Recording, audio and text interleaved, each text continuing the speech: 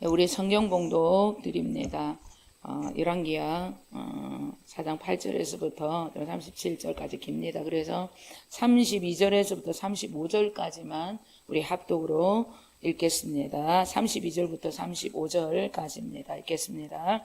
엘리사가 집에 들어가 보니 아이가 죽었는데 자기의 침상에 눕혔는지라. 들어가서는 문을 닫으니 두 사람뿐이라.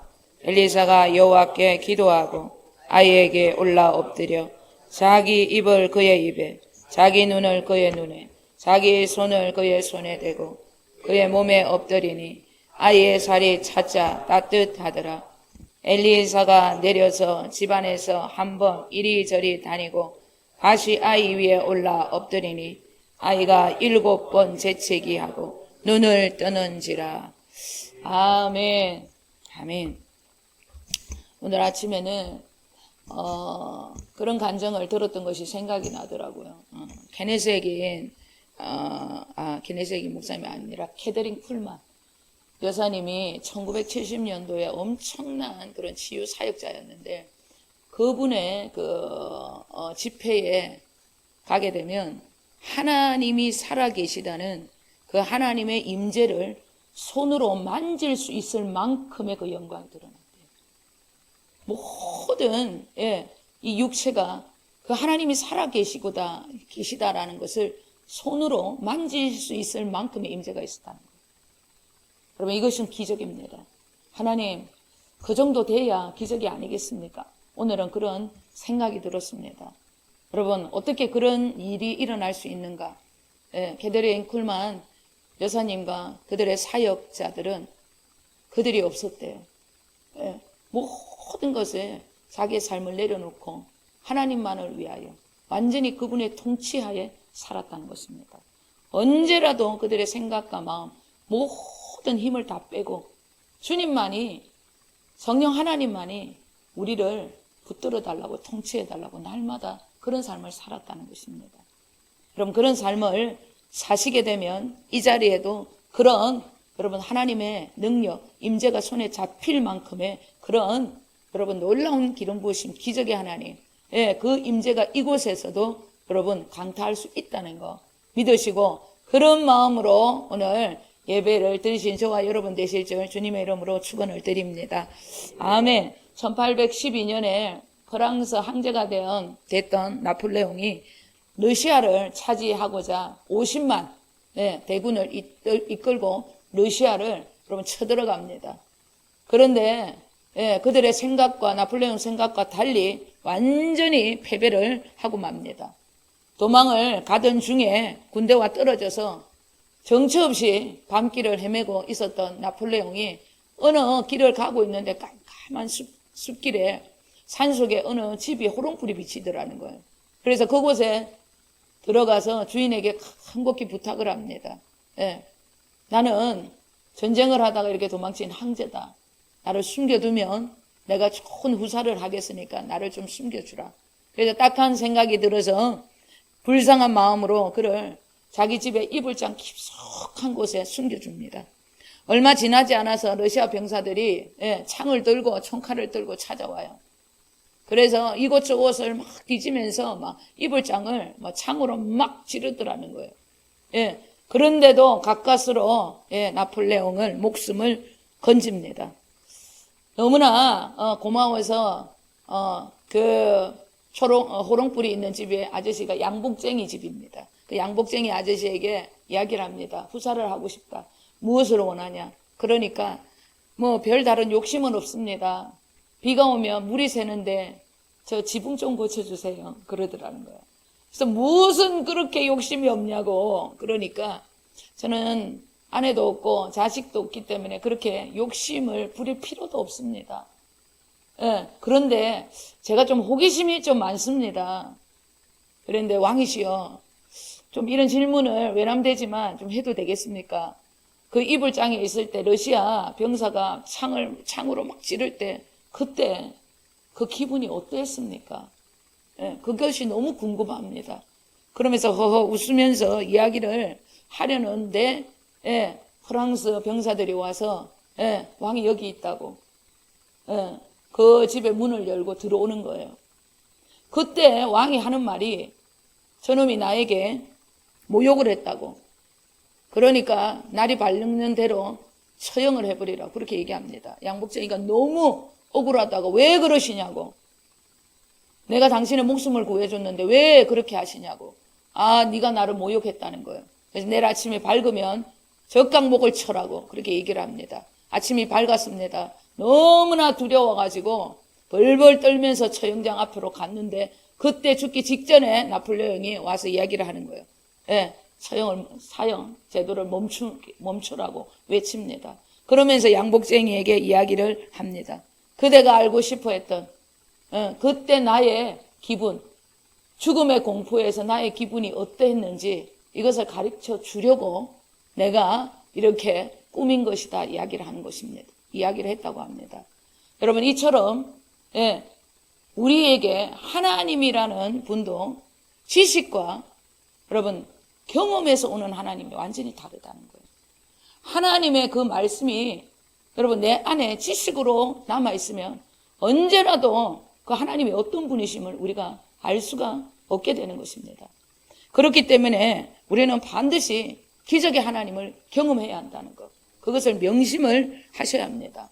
하나님을 아버지라고 부르는 우리에게는 정말 하나님의 자녀된 권세, 영적인 아우라, 하나님이 우리 아버지라는 그 아우라가 나타나야 돼요.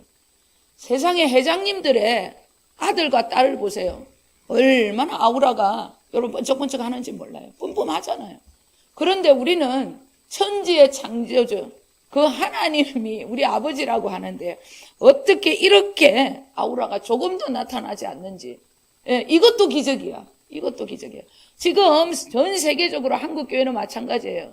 어떻게 이렇게 하나님이 살아계시다는 거, 하나님이 자녀들에게 이렇게 영적인 아우라가 없는지 참 아이러니합니다. 우리는 이런 하나님의 아우라, 하나님의 권세를 되찾아 드리기 위해서 진짜 하나님이 아저씨가 아니고 우리 아버지라는 것을 나타내기 위해서 반드시 기적의 주인공이 되리라는 각오를 오늘도 여러분 내 심령에 불도장을 찍고 가셔야 한다는 거 명심하셔야 합니다. 기적의 주인공이 되기 원하신다면 우리 안에 먼저 들어온 사탄의 생명이 있습니다. 내가 주인이 되어 살고자 하는 것. 그 옛 자아를 십자가에 날마다 못을 박으셔야 합니다. 내 안에 두 생명, 두 나라가 있다는 것을 반드시 기억을 하시고 언제라도 그 기억을 가지고 살아갈 때 내가 주인이 되어서 내가 쑥 하고 올라올 때 나를 철저하게 부인하고 십자가에 못 박는 일을 절대 잊어서는 안 됩니다. 그리고 두 번째 생명입니다. 그리스도의 생명을 얻어서 하나님의 나라를 위해서 살아가고자 하는 그런 성령 충만한 삶을 살아야겠다는 것. 절대적으로 여러분 명심을 하셔야 한다는 것입니다. 창세기 25장에 보면 이삭의 아내 리브가가 임신을 했어요. 배석에서부터 에서와 야곱이 얼마나 쌍둥이였는데 싸우는지 몰라요. 하나님 왜 이럽니까? 그러니까 네 태중에는 두 민족이 살고 있다 그렇게 얘기하는 거예요. 그런데 작은 자 두 번째 생명이 머리가 될 것이다 그렇게 예언을 합니다.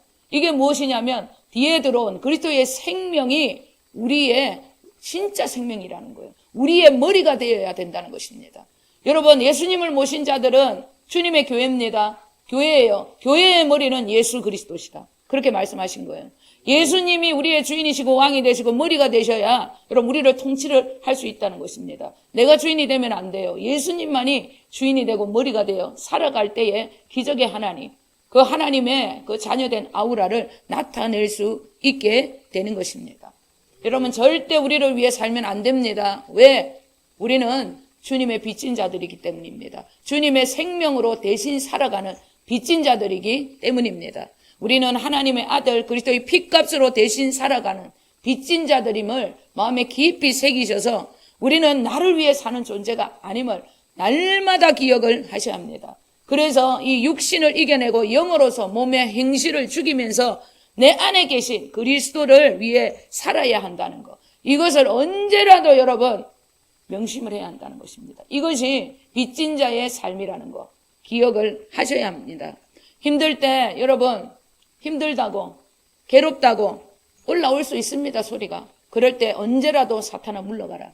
나는 빚진 자다. 육신을 쳐서 나는 영의 진짜 인도함을 받는 성령님을 인도함을 받는 하나님의 자녀라는 것을 선포하면서 내 몸의 행실을 죽이고 성령님과 언제라도 성령 충만 받으면서 나는 살아갈 것이다. 언제라도 여러분 어둠을 향하여 이렇게 외쳐야 하는 것입니다. 그렇게 계속해서 살아갈 때에 마귀가 요거는 안 되겠다. 내가 문제를 더 주면 줄수록 이건 더 각오를 한다. 재미가 없다. 그러면서 일곱 길로 떠나가는 것입니다. 그러면서 어떻게 합니까? 물이 없는 곳에 말씀이 없는 놈 나 또 찾아가야지. 그렇게 하고 떠나가는 거예요. 여러분 말씀대로 말씀을 내 마음에 모시고 그 말씀이신 예수 그리스도 그분으로 여러분 내 몸의 행실을 서서 복종하면서 십자가에 나를 매달리고 왕 되신 그 주님으로 살아갈 때에 그때 어둠이 일곱 길로 떠나가는 거예요. 물이 없고 말씀이 없는 곳에는 귀신이 또 다른 귀신들 데리고 찾아와요. 그것을 반드시 기억을 하셔야 합니다. 로마서 우리 8장 12절부터 14절 우리 읽겠습니다. 그러므로 형제들아 우리가 빚진 자로 돼 육신에게 져서 육신대로 살 것이 아니니라. 너희가 육신대로 살면 반드시 죽을 것이로되 영으로서 몸의 행실을 죽이면 살리리. 물론 하나님의 영으로 인도함을 받는 사람은 곧 하나님의 아들이라.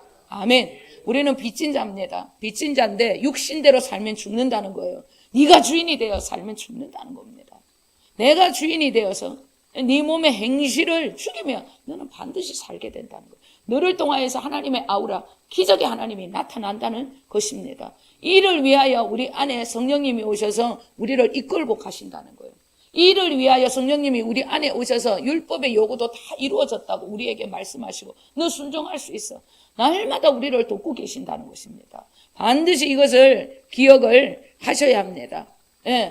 그렇게 길을 가다 보면은 기적의 하나님, 나의 하나님이 된다는 거 반드시 여러분 오늘 불도장 찍으셔야 합니다.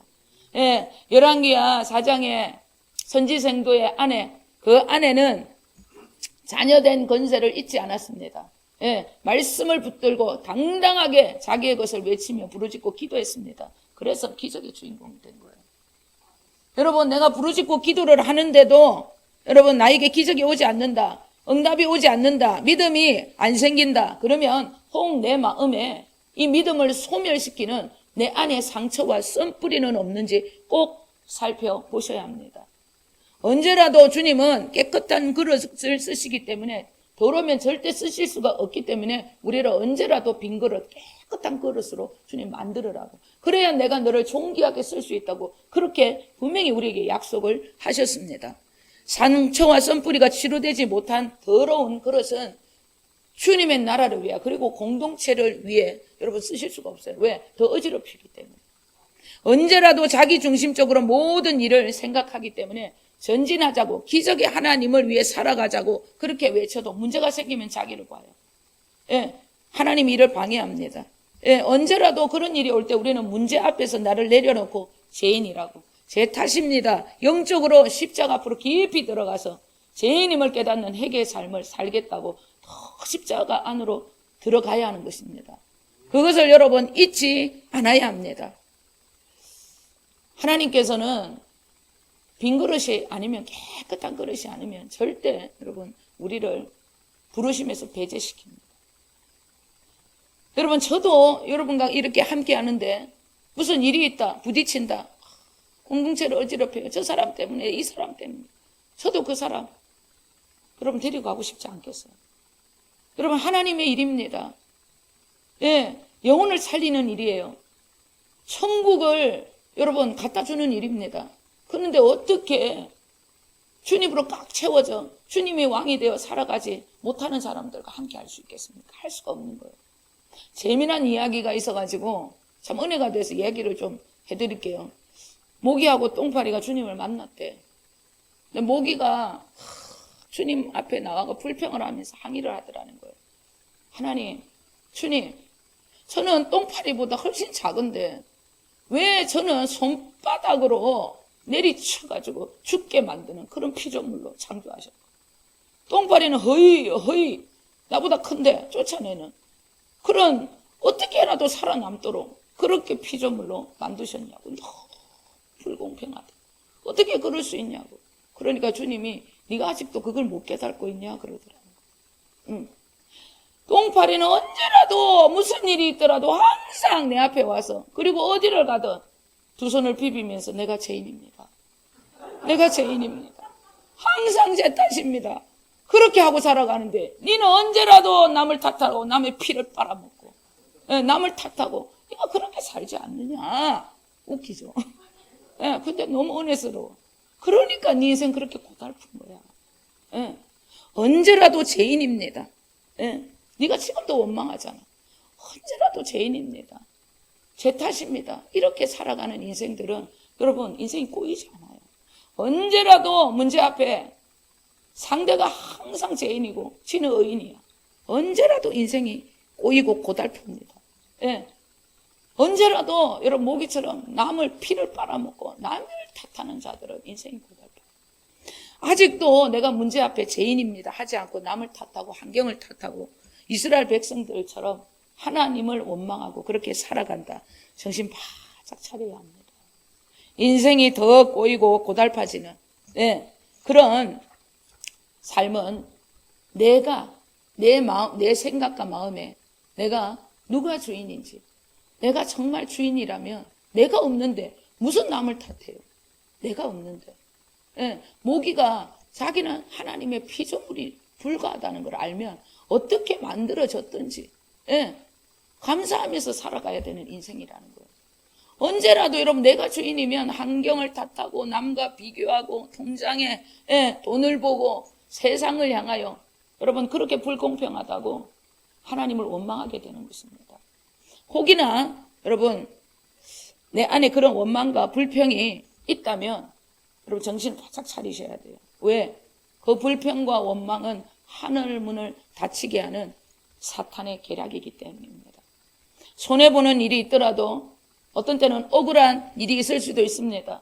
그럴 때도 여러분 내 생각과 입을 닫으시고 잠잠히 주님께 나와 끝까지 여러분 주님만을 바라보면서 기도해 보세요. 하늘이 뚫리는 듯한 그것을 인생의 습관, 믿음의 습관을 계속 하다 보면 여러분 하늘의 놀라운 대로가 뚫리는 듯한 이것이 믿음의 원리구나. 그것을 알게 되는 것입니다. 여러분 문제가 아닙니다. 이 땅에는 선과 악이 언제라도 공존하기 때문에 문제가 없을 수는 없어요. 그런데 그 문제를 어떻게 잘 풀어나가는지 그것이 여러분 믿음의 거장이 되는 것입니다. 저와 여러분은 여러분 문제를 잘 풀어가시는 믿음의 거장들 되실 줄 주님의 이름으로 축원드립니다. 오늘 본문석 수넴 여인은 여호와 하나님을 믿는 일에 있어서 언제라도 선한 마음으로 열심을 다해 살았던 여러분 믿음의 딸이었습니다. 그녀는 언제라도 주의 일에 자신을 전부를 드리며 살았던 사람이었습니다. 엘리사를 모시는 일에도 강권적으로 쉬고 가시라고 자기 집에 제일 좋은 층고가 높은 다락방에다 그리고 제일 좋은 가구와 물건들을 사들여 놓고 언제라도 쉼을 얻고 정말 영적인 충전을 받고 그곳에 쉼을 얻을 수 있도록 최고로 그 엘리사를 대접을 하고 진짜 세심하게 그를 여러분 배려하며 그렇게 하나님의 일을 도왔던 그런 여인입니다. 여러분 이 여인은 삶에 있어 전부를 내어준 모든 것이 주님의 것이라는 거예요. 자기의 것이 아니라는 것을 알았습니다. 주님만이 나의 왕이 되시고 내 것은 다 주님의 것입니다. 그것을 나타내며 살았던 것입니다. 이 여인이 너무나 훌륭했던 것은 언제라도 나보다 남을 낫게 여겼어요. 언제라도 남을 너무나도 어떻게 세심하게 그렇게 배려하는 그런 사람이었다는 것입니다. 13절 우리 다 함께 읽겠습니다. 엘리사가 자기 사안에게 이르되 너는 그에게 이르라 내가 이같이 우리를 위하여 세심한 배려를 하는도다. 내가 너를 위하여 무엇을 하랴 왕에게나 사령관에게 무슨 구할 것이 있느냐 하니 여인이 이르되 나는 내 백성 중에 거주하나이다 하니라. 얼마나 그 섬김에 고마웠던지 그냥 축복이 마음에서부터 입으로 절로 여러분 나오는 거예요. 뭘 해줄까. 그냥 엘리사가 뭘 해주고 싶어 죽었다는 거예요. 하나님께서 여러분 이 여인을 보면 너무 섬김이 너무 모든 이들에게 하나님의 일에 하나님처럼 섬기니까 무엇을 할까? 무엇을 해줄까? 하나님이 주고 싶어 죽었다는 거예요. 미칠 정도로 주고 싶어 했다는 것입니다. 이 여인은 구하라고 해도 구하지 않습니다. 예. 그런데도 어떤 일이 있더라도 뭘 원하냐고 이렇게 얘기해도 저한테는 아무 신경 쓰지 마세요. 예, 저한테는 절대 신경 쓰지 마세요. 저는 백성 중에 그냥 거주하는 정말 저는 문제가 없습니다. 편합니다. 예, 구하라 하는데도 내가 보니까 아들도 없는데 왜 이러는지 모르겠어. 저는 막 구해라 하면요 아들이 없다. 딸 없다. 딸 주십시오. 하나님 건물 주십시오. 돈 주십시오. 능력 주십시오. 전부 주십시오. 저는 이렇게 하겠어요. 근데 이 여인은 그냥 그렇게 살아가는 거예요. 남편이 나이가 많으니까 아들도 안 된다는 그런 아예 그 부분에 대해서 포기를 하고 살아요. 우리 기적의 하나님, 능력의 하나님께는 포기라는 단어가 없습니다. 예. 그래서 우리 하나님은 없을 무에서 있을 유로 모든 것을 창조해 버리십니다. 이것이 기적의 하나님이신 것입니다. 그런 능력의 하나님을 가만두면 안 돼요. 예. 그런 능력의 하나님을 가만두면 안 됩니다. 쉬지 못하도록 여러분 끊임없이 기도를 쏘아 올려야 되는 거예요. 하늘의 것이 땅에서 다 이루어지도록 끊임없이 쏘아 붙여야 되는 것입니다. 그런 뜨거움이 없었어요. 이 여인에게. 예. 이 여인에 그래서 하나님이 주고 싶으니까 하나님의 그 기적의 하나님을 만나게 해주고 싶으니까 너무 세심한 배려, 너무나 이 축복을 줘야 되는데 욕심은 없고, 그래서 하나님께서 이 여인을 삶의 체험 현장으로 하나님이 초대를 하는 거예요. 예, 주님께서 그 여인을 리얼한 삶의 현장으로 초대해 주십니다. 내가 뭔가 잘못된 것이 아닙니다. 예, 어떤 리얼한 삶을 그런데 잘못을 하는데 초대해 주십니다. 하나님이 초대를 해주세요. 좋은 일이든 나쁜 일이든 초대를 해버려. 기적의 하나님 준비 중이라는 것. 그것을 반드시 기대하셔야 합니다. 주님께서 구하지도 않았는데 이 여인이 구하지도 않았어. 그런데 이제 시작은 떡두꺼비와 같은 아들이 없는데 떡두꺼비와 같은 아들을 주고 시작을 합니다. 주놓고 대충 이제 학자들이 5살에서 한 7살 정도로 추정을 합니다. 떡두꺼비 같은 아들을 주놓고 이제 하나님이 이제 리얼한 삶의 현장 체험 속으로 이 여인을 초대합니다. 아들이 어느 날 이유 없이 그냥 머리야 이러면서 엄마 무릎팍에서 그냥 소리 없이 숨을 거두고 맙니다. 인생 황당합니다. 이런 황당한 사건이 어디 있습니까? 예, 진짜 이 수냄 여인이 기가 막힌 이런 인생 한 번도 살아보지 못했어.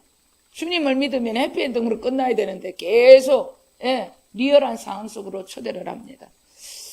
이 여인은 이제 주님께서 부르시는 거예요. 깊은 연계 속으로 초대를 한 거예요. 기적의 주인공이 되려면 이 정도 간증거리가 있어야 되기 때문에 주님께서 그의 인생을 이제 간증거리, 레파토리를 만들어 주시는 것입니다. 예, 체험 삶의 현장, 넋이 빠지는 환경 속으로 수냄 여인은 아들을 살리기 위해서 기적의 하나님을 만나기 위해서 이 여인은 2가지를 결단을 하고 순종을 합니다. 예, 오늘은 기적을 보기 위한 2가지 결단에 관한 말씀으로 은혜를 나누게 될 것입니다.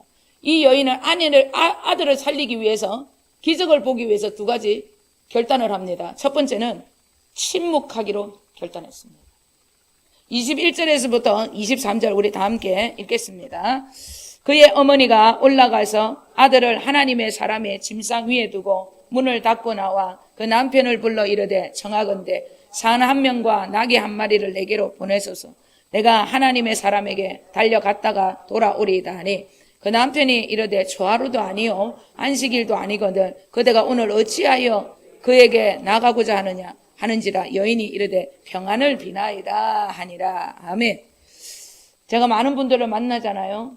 저분은 한 1년, 2년, 한 5년, 10년째 다시 만나는데도 어떻게 저렇게 믿음의 성장이 하나도 없고 여전히 똑같이 저렇게 삶의 패턴을 가지고 살아갈까?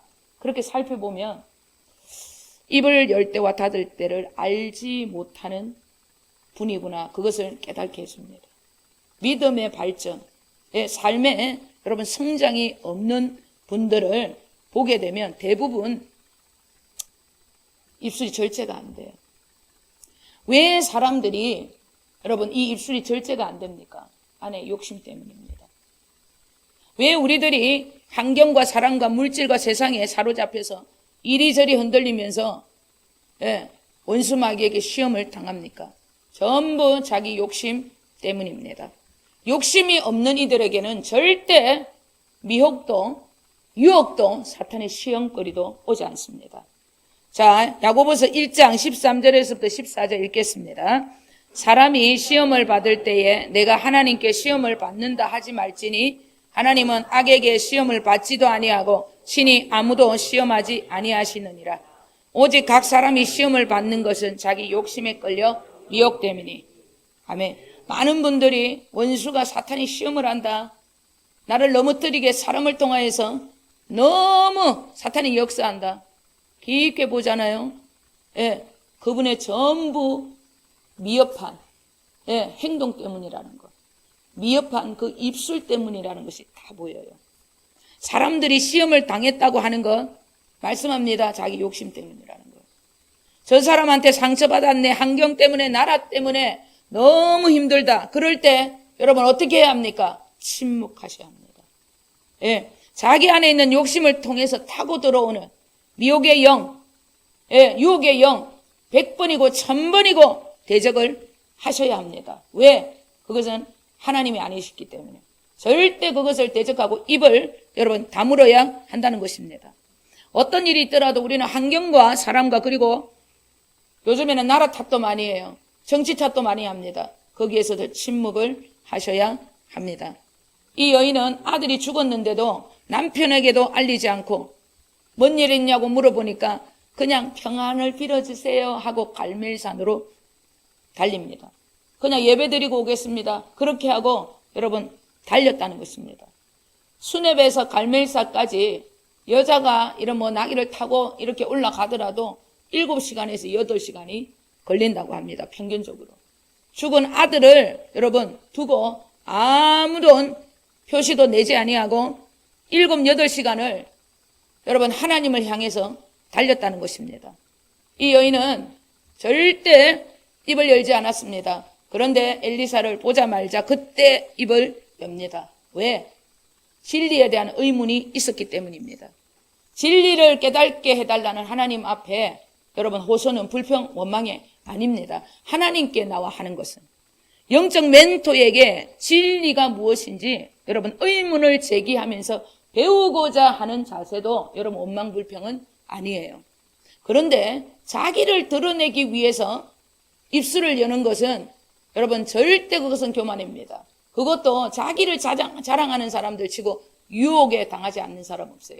언제라도 여러분 입술을 침묵할 줄 아는 사람들은 절대적인 믿음의 사람으로 성장할 수 있다는 것, 그것을 기억하셔야 합니다. 사람에게 하는 것은 하나님을 믿지 못하면서 올라오는 불신앙입니다.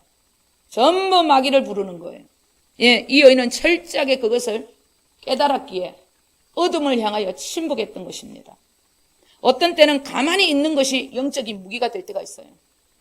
시편 46편 10절에는 너희는 가만히 있어 내가 하나님의 됨을 알지어다, 그렇게 얘기했어요. 가만히 있으라고 얘기했어요. 문제 앞에 우리의 마음과 입을 다물고 가만히 주님을 바랄 때 그 주님이 더 크게 역사하실 수 있다는 말씀입니다.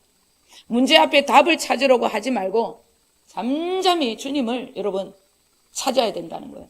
여러분 문제가 아닙니다. 문제 앞에 자꾸 답을 찾으려고 돌아다니면 그게 문제가 될 수 있어요. 문제는 여러분 문제가 아니 답이 문제가 아닙니다. 문제가 있을 때 더 주님 관계 속으로 들어가야 돼요.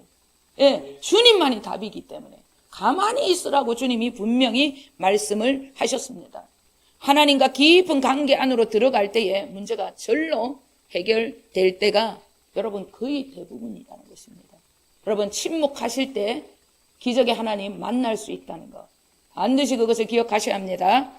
수넴 여인에게 나타난 아들을 살리기 위한 기적의 결단, 두 번째, 그녀는 믿음의 길 멈추지 않겠다고 결단합니다.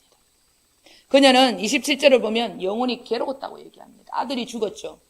생명보다 더 사랑하는, 내 생명보다 더 사랑하는 아들이 죽었어요. 영혼의 괴로움이 오면 여러분 피곤합니다. 절대 내 안에서 좋은 기운이 올라오지 않아요. 전부 다 뜨받칩니다. 영적인 싸움 할 힘도 없습니다. 그냥 알았습니다. 혹시나 가다가 믿음이 꺾일까 봐 계속해서 다짐했다는 것입니다. 이 일을 위하여 무조건 첫 번째 다짐한 선지자 엘리사를 모시고 와야 되겠다. 네, 이 다짐을 하고 달렸던 것입니다. 엘리사가 지팡이를 주고 제자 게하시를 아들이 있는 다락방으로 보냅니다. 그런 모습을 보고도 그 여인은 만족하지 않았습니다. 왜? 자기의 결단과 무관했기 때문에. 죽은 아들이 놓여 있는 곳이 엘리사의 방이었습니다. 아들을 거기다 눕혀놨어요. 죽었던 자들이 살아날 수 있었던 장소였다는 것입니다. 내가 살아날 수 있는 여러분 예루살렘 성전, 나의 영원히 살아나는 예배의 장소가 있다는 것 분명히 기억을 하셔야 합니다. 죽었던 내가 살아날 수 있는 장소가 있다는 것입니다. 그런 장소가 있던 곳에 아들을 눕혀놨다는 거예요. 왜? 그 여인도 엘리사 선지자가 그 장소에서 죽었던 자기를 계속해서 살려내는 것을 경험했기 때문에 그 장소에 반드시 부활의 영광, 살려내는 그 힘을 가진 엘리사가 올 때 우리 아들은 반드시 살 수 있다는 것을 알았기 때문에 마음이 심히 괴롭고 힘들어도 끝까지 그 엘리사 선지자를 모시러 간 거예요. 말이 여러분 8시간이지 아들이 죽었습니다. 그 심히 그 고통에 모든 것을 놓고 싶었을 거예요. 사탄은 그런 거예요. 땅으로 계속 우리를 너 아들 죽었어 불렀을 거예요. 그런데 이 여인은 아들의 죽음을 계속 대적합니다. 사탄은 물러가. 부활의 영광 살려주시는 그 하나님의 영광이 오면 우리 아들 살아날 수 있어. 왔다 갔다 여러분 빨라도 10시간 11시간입니다. 그 시간을 견디면서 아들을 살리기 위해서 무조건 각오했던 것을 여러분 침묵함으로 달렸던 것입니다. 여러분 엘리사가 그 아들 위에 어떻게 합니까? 눈과 또 어떻게 입과 손을 그대로 포개고 기도했습니다. 말이 여러분 시체 안 보셨죠? 저는 시체를 실시간으로 많이 봤어요. 죽음의 문턱에 있는 분들 보내기 위해서 한 2-3분 그렇게 했는데 여러분 한 10시간 11시간 한 12시간 정도 시체 있잖아요. 그냥 노랗다 못해 누래가지고 굳어 있어요. 더우면 그 정도 되면 물이 질질 흐릅니다. 그런데 엘리사가 그 죽었던 아이 고깃덩어리입니다. 그냥 썩어가는 고깃덩어리. 그 아이 위에 올라갔다는 것은 엘리사 선지자 그에게는 죽음이라고는 찾아볼 수 없었다는 것을 기억하셔야 합니다. 사람이요 시체를 보기만 해도 두려운 사람들이 있어요. 어떤 분들은 보니까 몸이 아픈 분들은 장례식장에도 안 와요. 죽음이 타고 들어올까 봐. 예수 믿는 사람인데도. 참 믿음이 없어요. 목사님들도 그러시더라고. 자기 몸이 조금 안 좋으면 타고 들어올까 봐. 어디서 그런 여러분 샤머니즘. 그 시체하고는 아무 상관없습니다. 우리는 죽음과 상관이 없어요. 만져도 상관이 없습니다. 저는 실시간 함께 자고 함께 먹고 해도 아무 상관이 없어요. 믿음대로 되는 것입니다. 내가 그렇게 두려우면 여러분 사탄이 그 두려움을 타고 들어오는 거예요. 그 시체 위에 물이 질질 흐르는 그 시체 위에 엘리사가 포개입니다. 그 안에 있는 완전히 부활의 그 영광이 아이를 덮습니다. 여러분 아이는 살아났어요. 살아났어요. 죽음이 있는 곳에 부활의 영광, 그 하나님만을 찾으세요. 살려주시는 영, 그 성령님의 여러분 놀라운 권능의 역사를 여러분 사모하십시오. 모든 일에 여러분 그러면 죽음은 떠나갑니다. 부활의 그 영광이 나타나게 되어 있다는 것입니다. 이 어미의 각오 반드시 살려내고 말 것이다. 심령이 괴로워도 나는 그 영광의 하나님, 그 하나님을 만나 아들을 살려낼 것이다. 8시간을 여러분 달려도 죽음을 대적하면서 부활의 영광을 끊임없이 여러분 그 부활의 영광이 나타날 때까지 선포했다는 것. 끝까지 가야 하는 것입니다. 그렇지 않으면 여러분 기적의 하나님 만날 수 없다는 것입니다. 여러분 믿음은 멈추는 것이 아닙니다. 멈춰버리고 문을 닫아버리면 영적인 순환이 되지 않아요. 그때부터 문이 닫히면 곰팡이가 쓸기 시작하는 겁니다. 곰팡이만 쓰는 줄 압니까? 문이 닫히면 여러분 벌레들도 온갖 벌레들이 그 장소를 찾아오는 거예요. 벌레들만 찾아옵니까? 마침 온갖 더러운 것들이 다 찾아와서 끝내는 원수마귀 사탄에게 휘감겨 버리는 거예요. 여러분 시작하지도 마세요. 끝을 내지 않으려면 끝까지 간다는 생각으로 가야 기적이 일어나는 것입니다. 중도에 포기하면 여러분 흉가가 되는 거예요. 귀신집이 되는 거예요. 여러분 끝까지 달려야 합니다. 여러분 부활의 영광 그 하나님만을 바라보고 기적의 하나님만을 바라보고 달리는 거예요. 여러분 환경 볼 필요 없어요. 사람 볼 필요도 없습니다. 그리고 내 영적인 상태도 볼 필요 없어요. 예, 내 모든 것을 이미 십자가에 다 못 박혀 죽었습니다. 그것을 믿으세요. 예, 내가 더 일어나리라. 예, 일어나면 되잖아요. 아, 내가 내 마음의 주인 왕이 예수님이 되지 못해서 내가 이 죄를 습관을 끊지 못했구나. 알았으니까 50% 먹고 들어가잖아요. 힘들어도 실패해도 또 하면 돼요. 끝까지 가면 되는 것입니다. 그것을 기억하셔야 합니다. 여러분 너희는 가만히 있어 내가 여호와됨을 알지어다. 주님을 여러분 바라보는 침묵의 시간, 그것이 여러분 기적의 재료일 수 있습니다. 침묵하셔야 합니다. 여러분 입을 열 때와 닫을 때 그것을 잘 여러분 훈련할 수 있는 믿음의 여러분 용사가 되셔야 합니다. 그리고 절대 부활을 보고 말리라. 영광을 보고 말리라. 기적을 보고 말리라. 그 기적을 향해서 끝까지 달리시기를 각오하셔야 하는 것입니다. 기적의 이 결단을 하게 되면 반드시 기적의 주인공으로 여러분 하나님 앞에 쓰임받을 수 있습니다. 여러분 그 기적의 주인공들 다 되시게 우리 예수 그리스도 이름으로 간절히 축원드립니다. 기도하겠습니다.